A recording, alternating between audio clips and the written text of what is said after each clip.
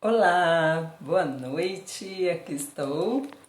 Hoje temos uma live e hoje o conteúdo é um conteúdo para estudo. Eu já estou entrando nas aulas do nosso próximo curso para ir aquecendo a galera que está na lista de espera, porque no dia 11 de setembro será lançada a terceira turma do curso de empoderamento para arteterapeutas. Então já estou começando as lives de aquecimento, trazendo conteúdos importantes para as aulas que vocês vão aprofundar durante o curso. Então espero que hoje vocês curtam e gostem desse conteúdo que eu trouxe.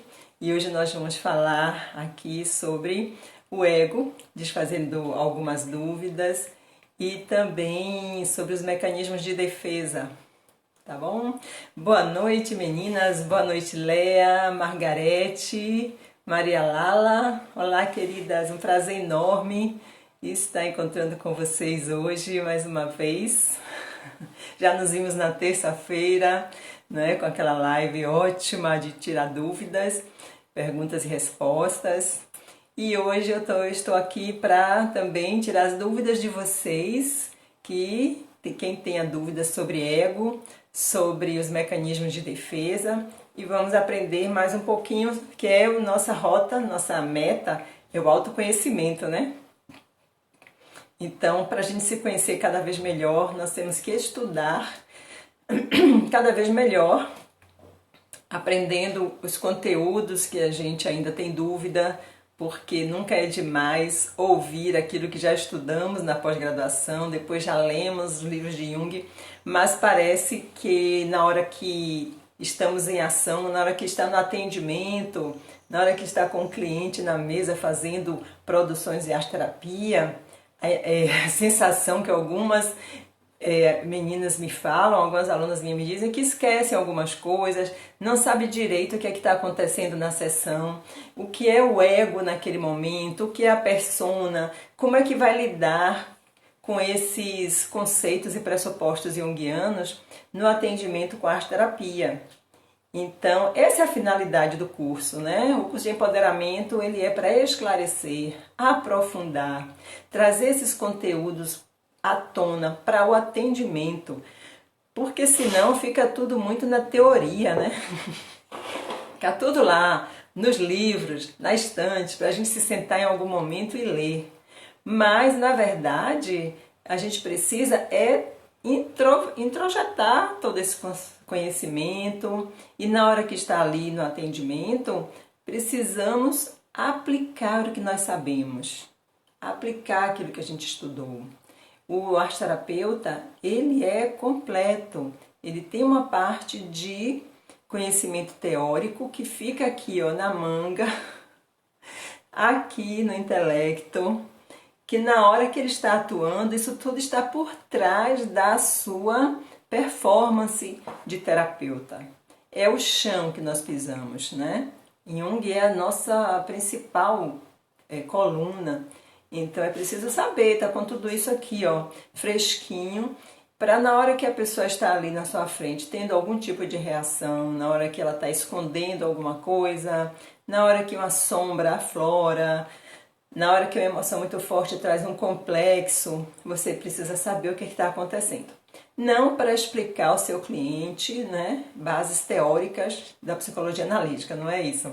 Ah, olha, isso é a sua persona, ou explicar isso é um complexo e tal. Para o cliente isso não adianta a gente usar, não deve usar isso, porque fica uma coisa teórica, ele não vai saber do que você está falando.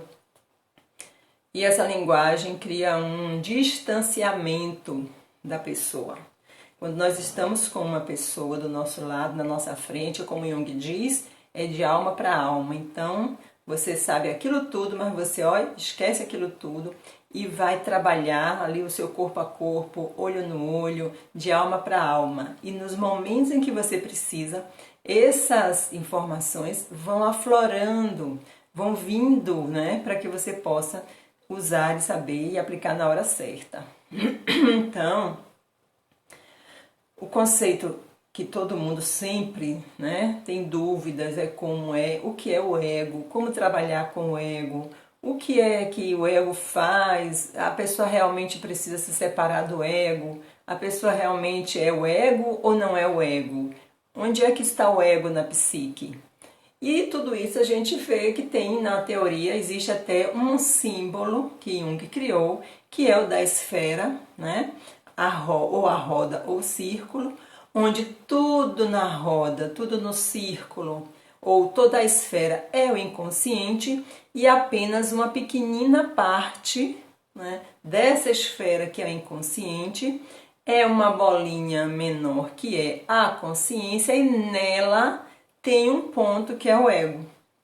Então o ego é uma instância muito pequena, se a gente pudesse comparar assim, né, em forma de tamanho, dentro de tudo isso que é o inconsciente, né? Mas a função dele é justamente fazer uma ponte entre a consciência e o inconsciente. Então ele é esse mensageiro, esse guardião que, ligando a consciência ao inconsciente, toma conta do portão para que os invasores do inconsciente não venham atacar, a invadir a consciência. Então veja que importância que tem o ego, né? Ele nos protege daqueles conteúdos que são inconscientes em nós e que nós não teríamos condições de lidar, de absorver tudo isso. Então o ego ele se coloca numa posição de um filtro para permitir que passem coisas que a consciência tem capacidade de absorver e fiquem lá atrás no inconsciente coisas que a consciência não tem condições de absorver, de lidar. E ele faz isso com maestria, ele faz isso muito bem.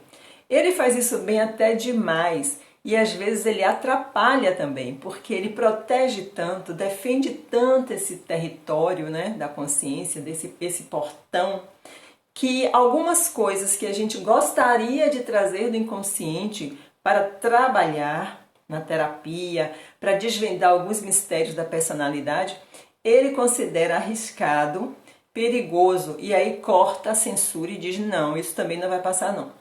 Então, quando eu às vezes falo, vamos negociar com o ego para que ele permita que um conteúdo aflore para a consciência e você possa transformar, é exatamente isso que eu estou falando, que tem que negociar com o guardião mesmo, tá? Tem que conversar com ele, flexibilizar ele, tornar o portão mais permeável, para que ele dê permissão que você traga uma memória, um conteúdo que foi reprimido, que está lá recalcado na consciência, para que o ego permita que isso aflore e que você possa, na consciência, trabalhar com esse conteúdo para resolver questões, né? Para ampliar sua consciência e ter mais conhecimento de si mesmo.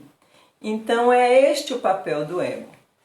Importantíssimo do ponto de vista de Freud, do ponto de vista de Jung, o ego é muito importante na psicologia. Mas hoje eu fiz uma postagem mostrando também como, de uma maneira mais geral, em outras linhas de pensamento, se fala do ego de outras maneiras, que não esta, né? Como um parceiro da consciência, uma ligação entre o inconsciente e inconsciente. Então tem as linhas espirituais, né? As linhas filosóficas e o senso comum, que considera ego como uma coisa que é danosa à personalidade, que faz parte de determinados temperamentos, né? Que tem quantidade. Eu já ouvi frases do tipo: fulana tem muito ego, não sei quem tem um ego horrível. E aí falam coisas desse tipo que fica tão engraçado quando a gente conhece o conteúdo, a gente conhece o que é ego, ouvir de uma pessoa dizer assim que tem muito ego. Ou seja, então o ego pode ser quantificado, né? Será? E outra coisa, assim, às vezes nas linhas espiritualistas, eu inclusive já frequentei várias e muitas vezes eu ouvi a palavra tem que matar o ego, tem que destruir o ego. E aí eu ficava assim na plateia, na aula, né, na meditação, imaginando, meu Deus, Se já pensou se todo mundo destruir o ego, que loucura que vai ser? Sim, porque se destruir o ego, o que é que vai acontecer? Nós vamos ficar sem um guardião que cuida, que peneira, que filtra os invasores do nosso inconsciente. Então, sem o ego aí, o que é que vai acontecer com a consciência? Vai ser invadida por todas as sombras, vai ser invadida pelos traumas de infância, pelas memórias, né, da adolescência, pelos medos, pelos rancores, pelos monstros que estão lá na escuridão. Não vai ter ninguém tomando conta desse portão. E tudo isso vai invadir a nossa consciência. E aí pronto, a população, né, que matou o ego vai se tornar esquizofrênico, psicóticos, né? E todo mundo vai enlouquecer, porque vai se fazer o que quiser sem censura. Sem ego a gente vive sem censura. Mas as pessoas falam nesse tom, se referindo a determinados comportamentos. Então, eu acho que vale a pena a gente pesquisar esse conteúdo para entender o nosso cliente, porque se você trabalha com um público, nós trabalhamos com um público diversificado, vem pessoas para a arte terapia de diversas filosofias, com diversas crenças e religiões, e aí quando a gente começa a dialogar e conversar, você precisa saber onde é que essa pessoa se situa em termos de ego, como é que ela lida, né, com esse conjunto de referências. Então eu trouxe alguns símbolos, alguns sinônimos, eu trouxe alguns significados e coloquei na postagem de hoje. Quem quiser depois ver, quem ainda não viu, dá uma lidinha, para vocês verem como esse conteúdo é interessante. Então, no dicionário, por exemplo, né, a gente pode, talvez até seja a forma como a escola explique às crianças ou aos adolescentes o que é o ego, vai dizer: ego é uma imagem que o indivíduo tem de si próprio. Esse é um dos conceitos. Ego é a imagem que o indivíduo tem de si próprio. E muita gente considera que ego é isso, é uma imagem que eu tenho de mim mesma. Certo? Uma outra definição é: ego é uma apreciação ou admiração exagerada que o indivíduo tem por si mesmo. Então já é uma coisa assim, o ego está fora de mim, admirando a mim mesma. Então é quando a gente diz assim, então converse com o seu ego, né? O ego, ele está inteiro em alguma parte de mim, onde ele tem uma admiração, né, por mim mesma. Tem uma outra que diz: ego é a essência da personalidade de alguém. Ego é a essência da personalidade de alguém. Então repare como elas vão passando, né, permeando um pouco do conceito, né, da psicologia, mas ao mesmo tempo também se afastando. Em psicologia, né, de uma maneira mais ampla, diz assim: ego é a designação, e aí leva para Freud, né, para psicanálise. É designação da consciência do indivíduo, responsável pela regulação das suas ações e instintos e da percepção da realidade. Então esse é o conceito freudiano de ego, tá? Ele fala sobre o quê?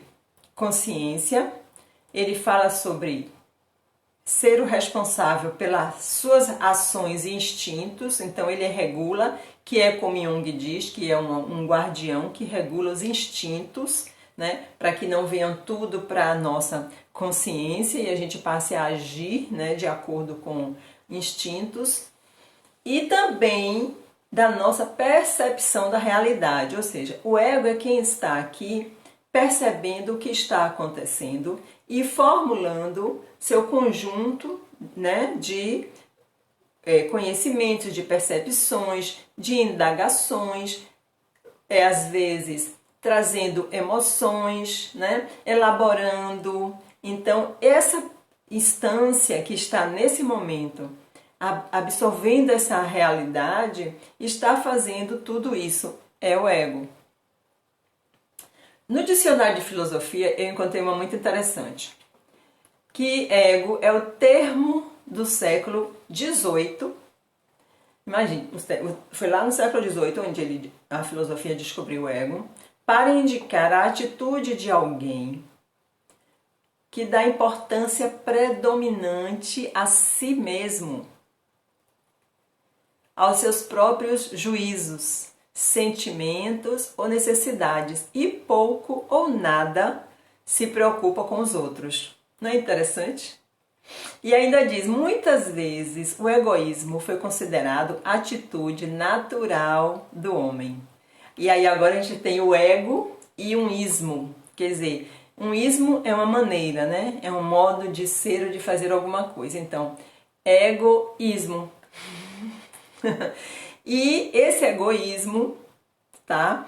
É uma atitude de eu dar importância somente para mim mesma, para os meus próprios juízos, meus pensamentos, né? Fazer tudo da minha maneira, pensar e não me preocupar, não me importar com ninguém. Já na visão espiritualista, também encontrei um conceito que fala: na visão espiritualista, o ego é o que leva o homem a pensar que a existência é limitada aos nossos 5 sentidos. Então, pensar que a existência, né, que a gente está no mundo, é somente ser aquilo que os 5 sentidos, a mente e o intelecto são capazes de identificar, e eu me identifico com isso em diversos graus. Então, seria quase que as 4 funções psíquicas, né? Mais as memórias, os pensamentos, as ideias, né? O que é a mente, o trabalho da mente.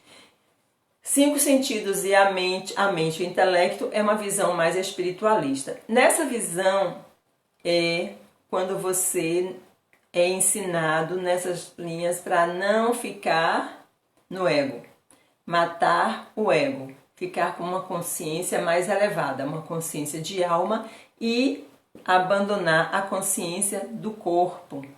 O corpo na espiritualidade, em algumas correntes espiritualistas, o corpo é relacionado a ego. Então, toda vez que a pessoa vai meditar, o que é que faz? Afaste o ego para que você possa meditar. Quando você medita, então, você tira o ego de tempo, tira o corpo de tempo, você relaxa o corpo todo, se desliga do corpo e se conecta somente com a alma, com o espírito. Tá? Alguns meditadores, alguns iluminados, né? No iluminismo aconteceu muito isso, de conseguir um nível muito elevado de consciência, onde realmente o ego é completamente afastado. A pessoa se conecta com outras percepções mais espirituais, com a alma, né? No centro da testa, com um sentimento de que é espírito e já foi, né? Já abandonou completamente o ego. Essa é uma visão, mas aí a pessoa precisa estar num nível de iluminação muito alto, e isso acontece assim, o momento de iluminação, né? É um momento que dá um estalo em um segundo, é um nirvana, né? Então, nesse momento, o ego foi também totalmente afastado. Já agora, no léxico junguiano, né, que é a minha praia, e acredito que é de vocês também, o léxico junguiano, ele diz: o ego, o sujeito da ação consciente. Ego é o sujeito da ação consciente. Primeiro núcleo, a semelhança de um grande complexo, porque para Jung o ego é um complexo, né? O ego ele é uma coisa, né? Em termos de energia, né? De energia psíquica, ele é um complexo.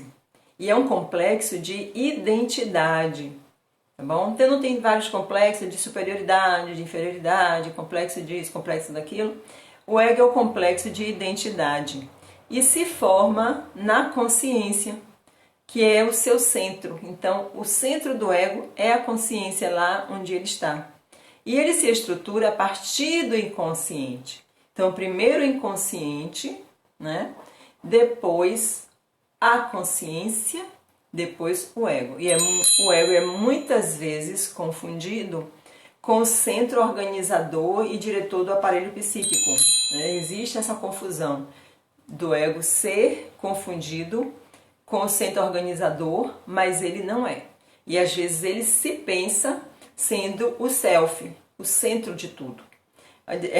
Eu já li muitos textos interessantes junguianos que falam que o ego é um pretensioso, que ele se entende, né, como sendo o centro e não se reporta ao inconsciente como deveria, que seria um servo do inconsciente. Então, nosso ego, ele existe para servir ao inconsciente. Ele é um guardião, mas ele deveria servir. E o que é que ele fez com esse papel? Ao contrário, ele quer comandar o inconsciente. Então, ele determina o que vem, determina o que pode e o que não pode. Ele impede o inconsciente, né, de se manifestar. Então, quando são com aspectos que podem ser danosos, tudo bem. Claro que a gente não vai querer que venha uma invasão de lá de um complexo absurdo que engula o ego. Então, ele se protege o tempo todo, porque se um complexo se tornar autônomo, ele vai tomar conta do ego e a pessoa perde a identidade e passa a agir como sendo aquele complexo. Ela simplesmente vai esquecer, né, quem ela é e ser uma pessoa diferente, né? Vê que aqui Ana Paula está perguntando, seria a sabotagem do ego? Pode se chamar de sabotagem, um complexo que venha e assume o controle durante um tempo. Por exemplo, a sabotagem é o quê? O ego tem o interesse, né, de fazer um curso, de fazer uma dinâmica, de fazer algo que vai ser muito bom para o crescimento pessoal dele. E no momento em que ele está lá, ele tem um comportamento e é expulso do lugar. Ele tem uma discussão com alguém e é obrigado a sair do recinto. Ou passa mal e aí sabota o próprio sonho. Então, queria tanto estar lá, mas na hora que está, um complexo aflora lá, constela, e ela se desentende com uma colega, ou com a professora, ou com alguém, não consegue se controlar, e aí é mandada embora. Isso seria uma forma de sabotagem, então, por uma invasão de um complexo. Entendeu, Ana?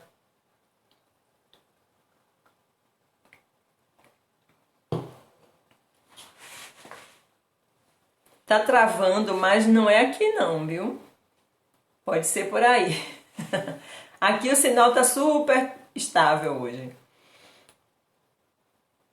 A não ser que aconteça com várias pessoas, aí pode ser uma internet local, tá bom?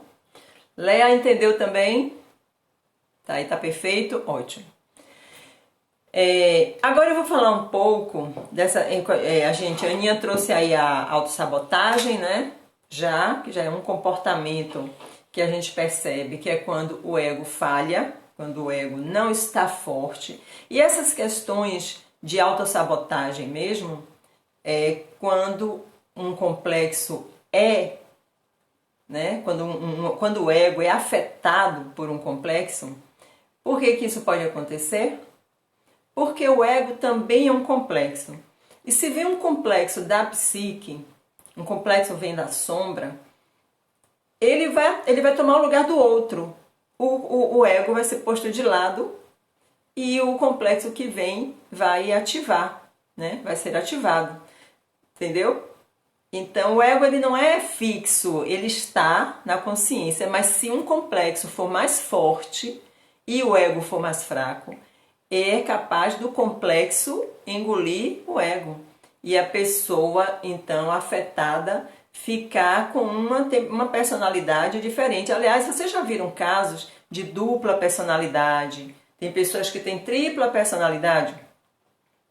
Então, nesses casos, são invasões de complexos que dividem a consciência com o ego. Então, tem dia que a pessoa está de um jeito. Inclusive, eu já assisti até filmes e novelas que as pessoas... Aparece uma personalidade até com outro nome, né? Tem pessoas que têm uma personalidade, que moram num lugar, lá ela se diz fulana de tal, diz um nome, gosta de umas coisas totalmente diferentes, namora com uma pessoa assim, tudo. E aí, em outro lugar, onde ela viaja sempre, vai lá, chega lá nesse outro lugar, ela se veste diferente, ela diz que o nome dela é outro, tem outro tipo de relacionamento. Então você vê que a pessoa vive uma dupla personalidade. Eu não estou falando de persona, tá? Estou falando de invasão de complexo mesmo, quando o ego é afetado, o ego fraco. Então isso acontece quando a pessoa está tendo, ou ela tem algumas questões de doença mesmo, né, com relação a isso, são psicoses, neuroses severas, ou ela tem uma doença, ou ela passa por esse mesmo transtorno de personalidade, tá certo? Tem um fragmentado, né? Múltiplas personalidades, que a Adriana tá falando aí. Pois é. Então, isso aí, para Jung, isso é uma invasão dos complexos. Essas capas. Agora, não sendo isso, existem os mecanismos de defesa, que são como capas, tá? Que na psicologia chamamos de mecanismo de defesa. Elas são mágicas porque parecem nos proteger do perigo.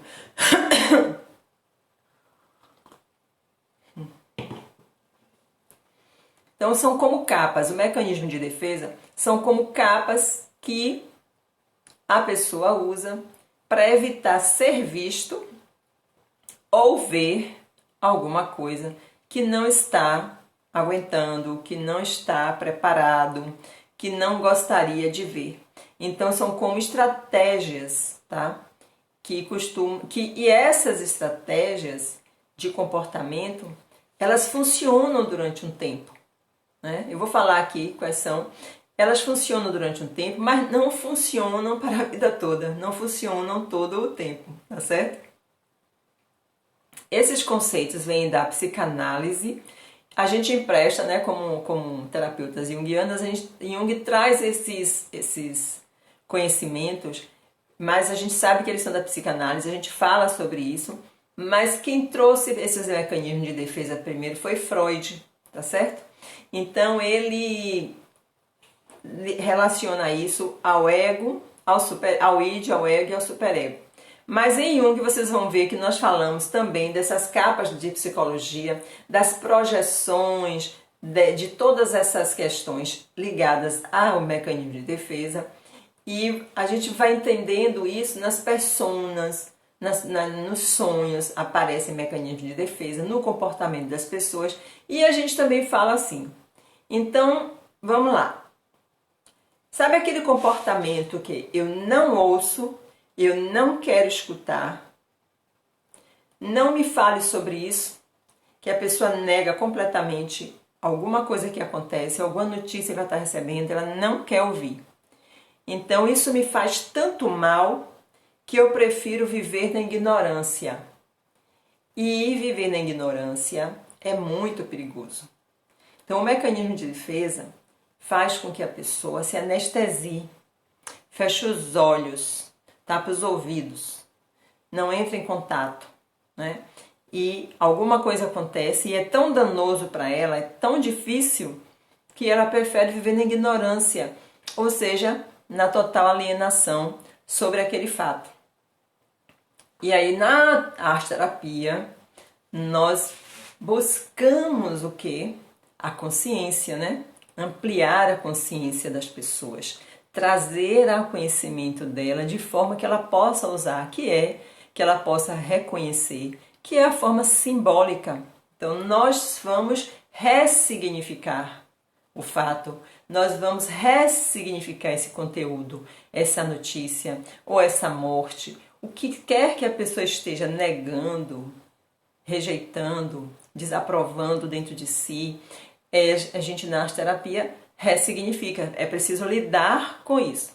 A arte-terapeuta precisa lidar com seus próprios conteúdos com a sua própria sombra, aprender quais são os seus mecanismos de defesa para justamente não projetar no seu cliente. Porque senão vão ficar dois cegos subindo o muro, né? Se a terapeuta não olha para os seus mecanismos e o cliente está ali vivendo exatamente se enganando e apagando as coisas que não quer encontrar, então como é que essa terapeuta vai fazer esse encontro? Como é que vai se colocar luz numa escuridão se você também não tem uma lanterna? Então a gente aprende primeiro em nós quais são os mecanismos que nós estamos habituados a usar. Tem os mecanismos que são mais conscientes, que outras pessoas é que nos mostram. Tem os mecanismos que são inconscientes, que a gente precisa fazer terapia para descobrir, tá? Então, mas é importante saber que é um passo muito importante se dar na terapia, porque o mecanismo de defesa aparece o tempo todo na análise. Ele aparece na análise de sonhos, ele aparece na análise de imagens, ele aparece nos desenhos, como figuras, como símbolos. Então, como é um mecanismo de defesa? A gente tem que entender, desenhar ele, circunambular ele, para conhecer como é que a pessoa está se defendendo, se protegendo. Muitas vezes é atrás de uma máscara, né? Atrás de uma palavra, de um termo, de um símbolo, de um assovio, a pessoa fica em devaneios, viajando, imaginações. Então, vamos lá que eu vou dar para vocês os que são bem mais conhecidos, para vocês irem, a gente poder ir aqui refletindo, né? Jung diz o seguinte, que vai aparecer na nossa vida 1000 vezes aquilo que você negar. Então ele diz o seguinte, o que eu nego ou o que você nega te domina. O que você aceita te transforma. Então se eu não quero ver, não quero tomar conhecimento de alguma coisa, aquilo vai me dominar. Vai me dominar pelo medo que eu estou de encontrar e de enfrentar aquilo. E o medo paralisa, né? Se o medo paralisa, eu vou ficar congelada, vou ficar na ignorância, vou ficar inativa. E isso é um tipo de defesa, inclusive usado pelos animais, né? Se fingir de morto. O animal também se defende atacando antes de ser atacado. O ataque também é um tipo de defesa. Então, ou eu corro, ou eu imobilizo, ou eu contra-ataco. Essas são as 3 defesas que são instintivas e que todo ser humano tem, que é a mesma que os animais têm.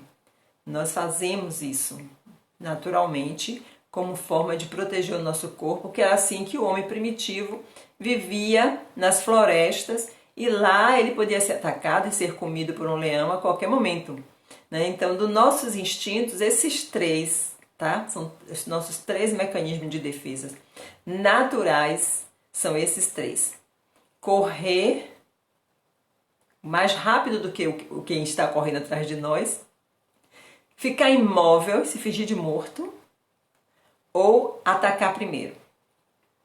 Fora esses, né, vamos ver o que é, quais são os outros. Todo mundo aqui conhece projeção, né? Sabe o que é projeção. Então, a projeção é um mecanismo de defesa. Então, eu não quero, né, reconhecer em mim algo que eu considero feio, ruim, mal. Então eu faço um juízo de alguma coisa do meu temperamento e eu não quero entrar em contato nem aceitar que aquilo é meu. Aí eu projeto em outra pessoa. Então eu vejo que fulana é que é assim. Então eu vou dar um exemplo.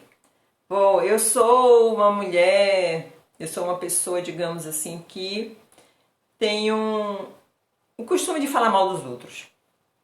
Tudo eu boto um defeito e aí todo mundo sempre acha uma forma de botar um defeito em alguém, na filha de alguém.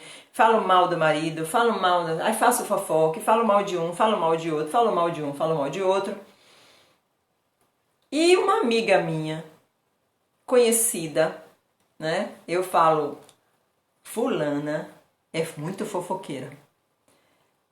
Com outra amiga eu comento, você já viu como fulana é fofoqueira? Nossa, ela fala demais dos outros, só vive falando mal de todo mundo.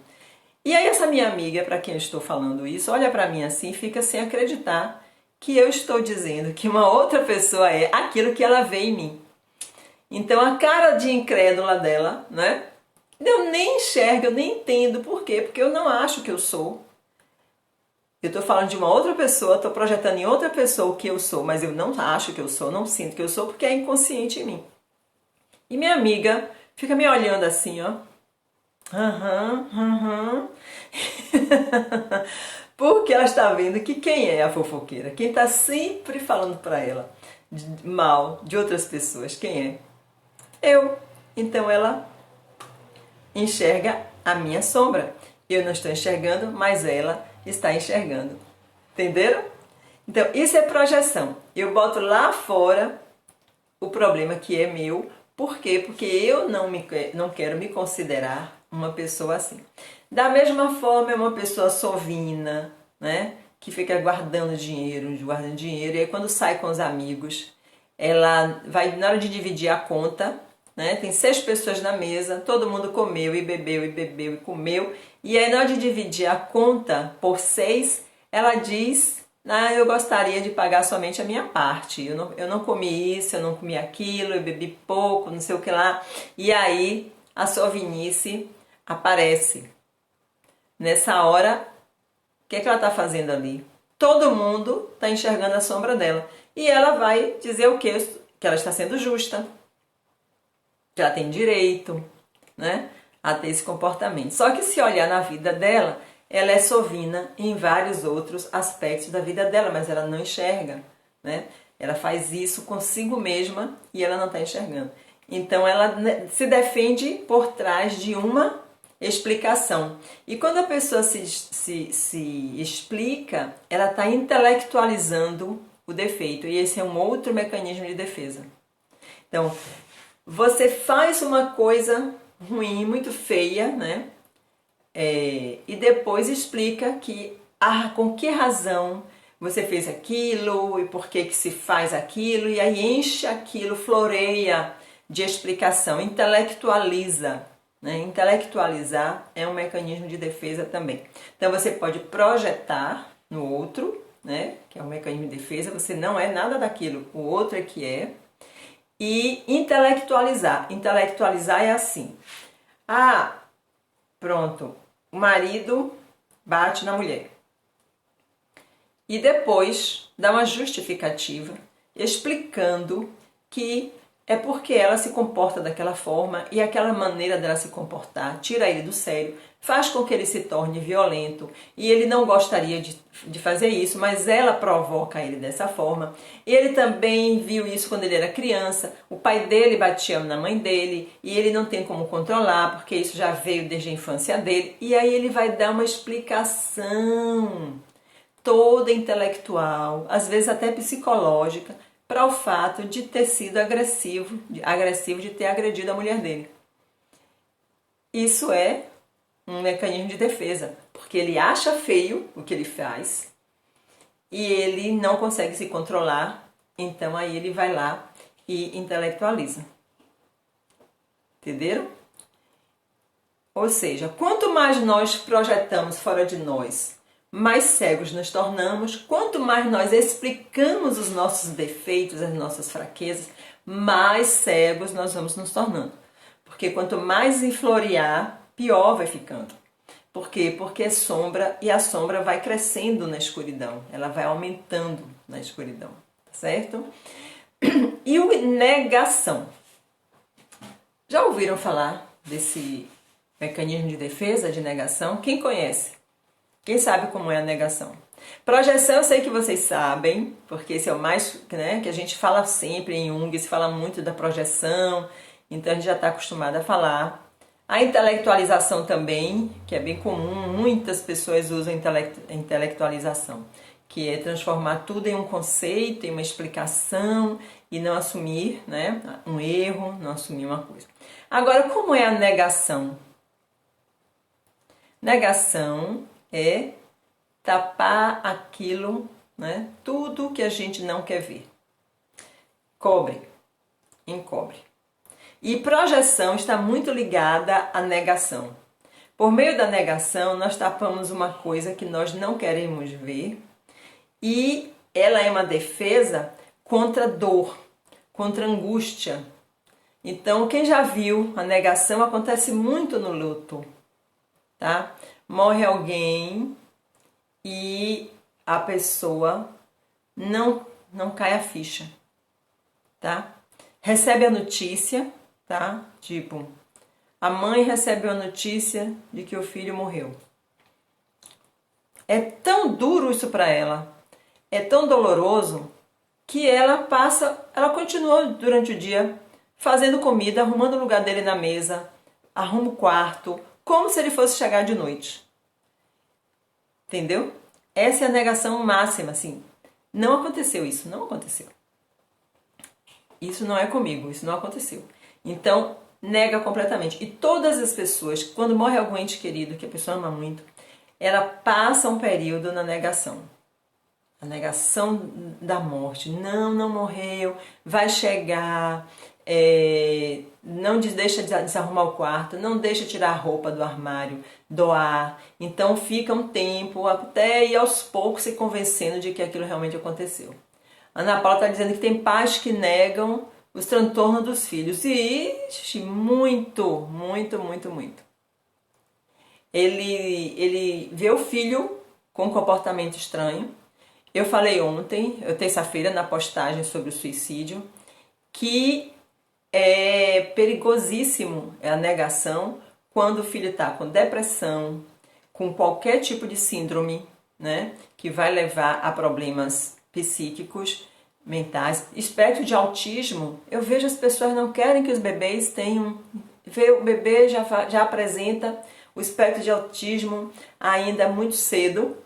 Pai e mãe ficam achando que não, ele é assim, direitinho. Não, eu achei ele tão calminho. É o jeitinho dele ser. E a criança vai lá para 2 anos, 3 anos, quando entra na escola, que a professora nota que ele não tem o mesmo desenvolvimento dos outros, já se passou um tempo enorme que no espectro de autismo é precioso. Quanto mais cedo a pessoa levar a criança para o neurologista, melhor. Não, as pessoas não querem que o bebê dela seja uma criança normal, entendeu? E aí demoram de ir.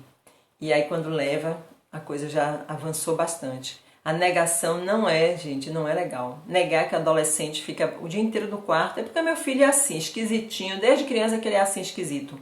Fica dentro do quarto, na dele, ouvindo música, não se relaciona muito, não tem muitos amigos, e também não gosta muito de festa, não gosta nem de vestir roupa nova.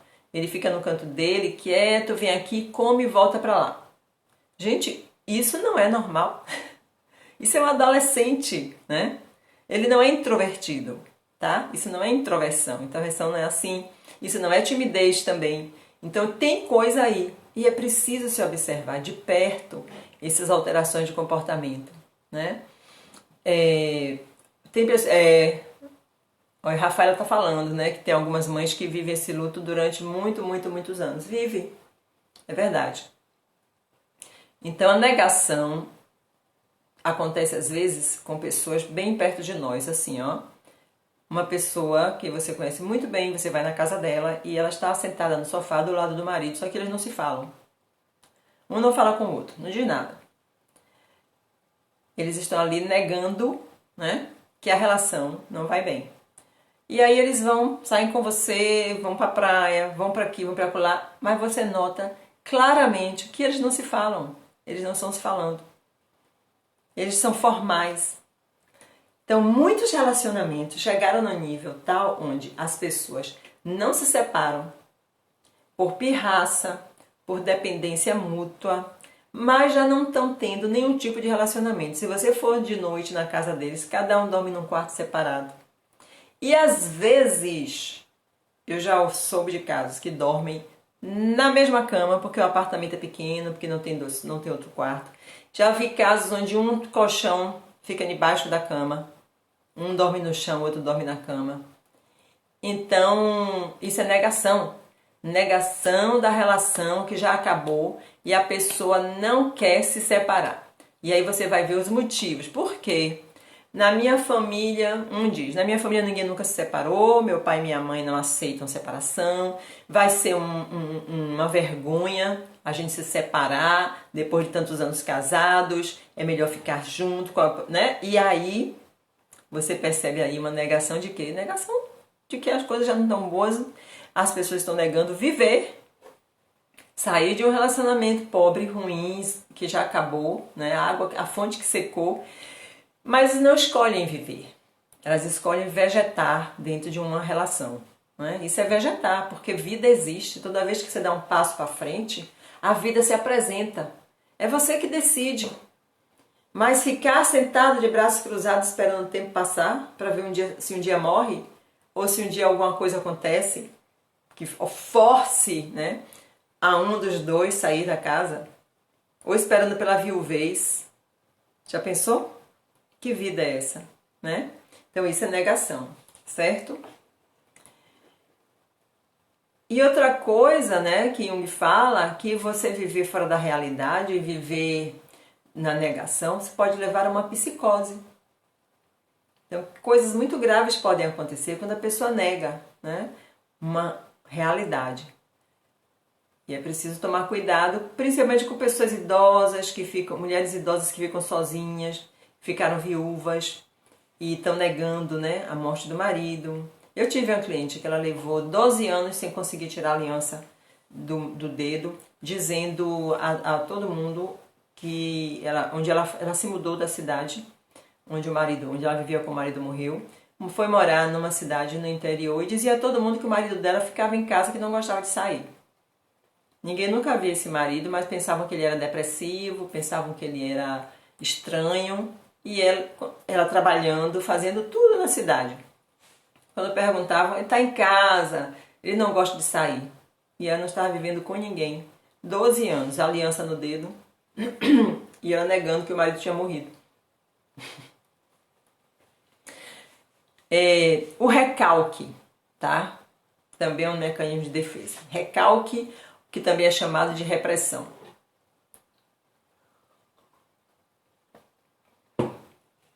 Como é um recalque? Quer essa? Virgem. O recalque é uma defesa inconsciente para a dificuldade em aceitar ideias penosas. Então, o processo inconsciente se torna consciente através de sonhos, de neuroses, de outras coisas, mas a pessoa não aceita aquilo nela. Aparece no sonho, mas ela não aceita que existe aquilo dentro dela. Então, o processo no recalque, na repressão, ele é inconsciente. Ela está reprimindo, mas não é conscientemente que ela faz isso. É uma defesa, é a defesa mais inconsciente que tem, porque a outra que é parecida com essa, que é a supressão.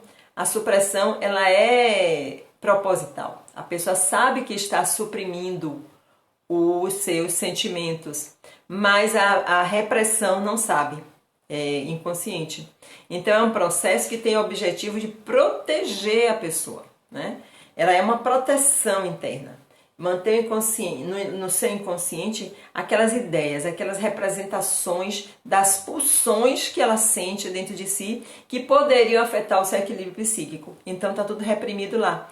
Na terapia é preciso lidar com isso devagar e com calma.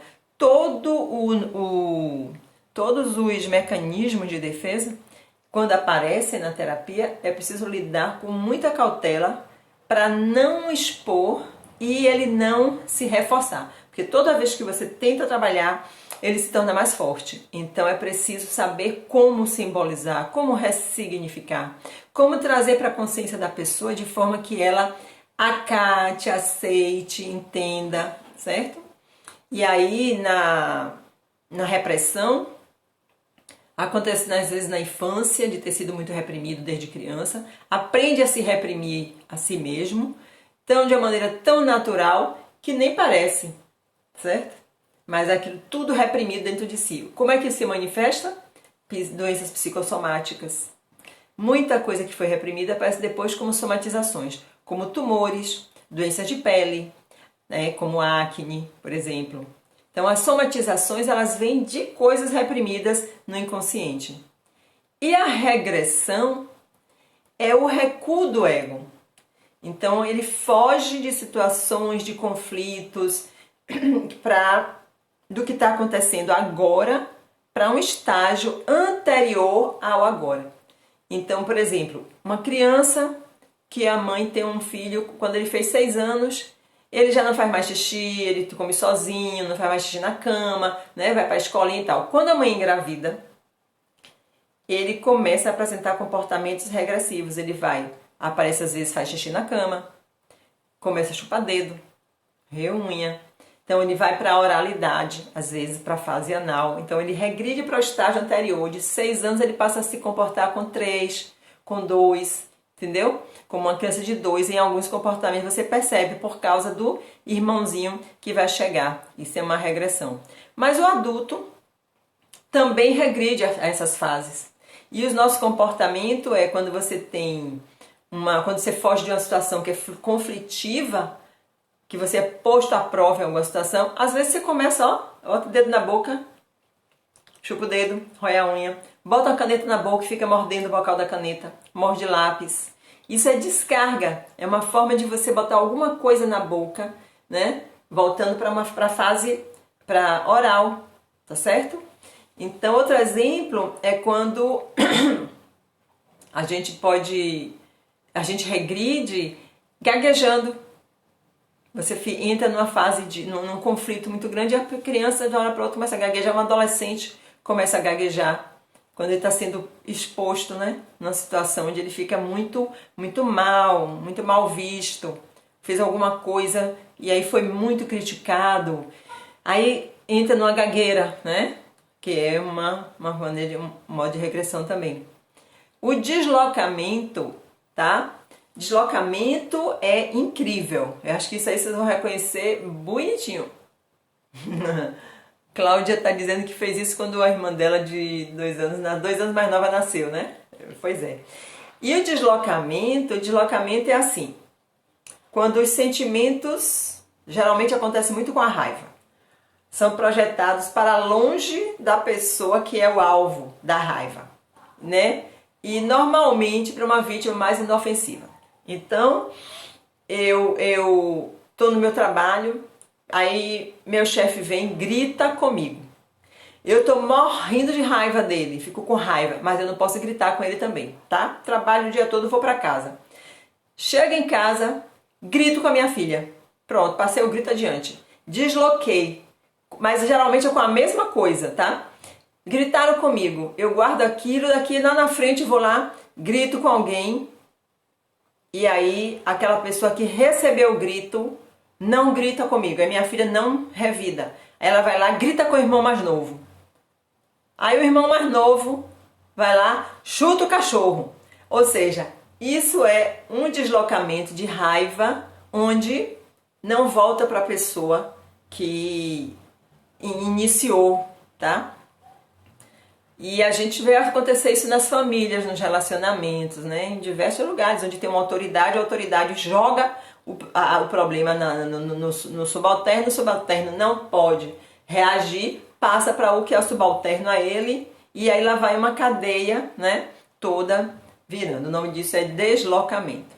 E tem o isolamento, que é o mecanismo de defesa típico das neuroses obsessivas, que atua de forma a isolar o pensamento ou comportamento, fazendo com que as demais ligações, as demais conexões com os outros fiquem interrompidas, né? Então também tem isso.